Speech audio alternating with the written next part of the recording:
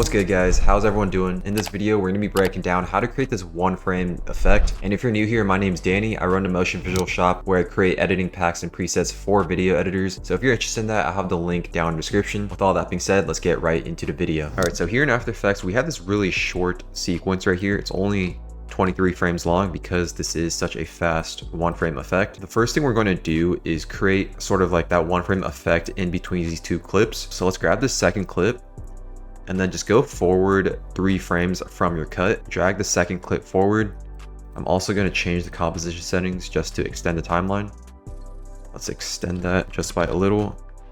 And then just cut the timeline again so that we can see both of the layers. All right, so once you do that, we have this opening between these two clips. Now what we're going to do is actually create those one frame layers between these two clips. So click Ctrl Y in order to create a new solid layer. And for this first solid layer, let's make sure that the color is white because we wanted to create that flash effect. Cut this layer so that's only 1 frame, and then click Ctrl D in order to duplicate the layer. Bring that forward 1 frame.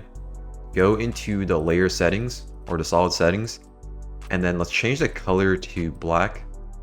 Then we're going to duplicate this white solid layer one more time, and then bring that forward 1 frame from this solid layer right here. So it starts off with that like flash effect between these two clips, and that honestly already looks like a pretty clean transition, but we're gonna make it look even better. So let's create a new adjustment layer. Click Ctrl Alt Y. Let's make this adjustment layer 2 frames. Make sure you add this layer at the end of your first clip. First effect we're gonna add is an exposure, and for this effect we're gonna have it start off at 1 for the exposure, keyframe that at the start, go towards the end or 1 frame before the end, and then increase the exposure to 4 so that it gets a lot brighter. Bring that keyframe towards the end. For the next effect, we're going to add a radial blur. So this is the effect that's going to really make it look as if we're creating a rotation transition. And just by adding this effect, it already makes it look a lot better. Keyframe the amount at 10 at the start, and then go towards the end. And I'm going to really increase this amount. Let's increase it to 35. Bring that keyframe towards the end. Easy ease all the keyframes, and this is what we have so far.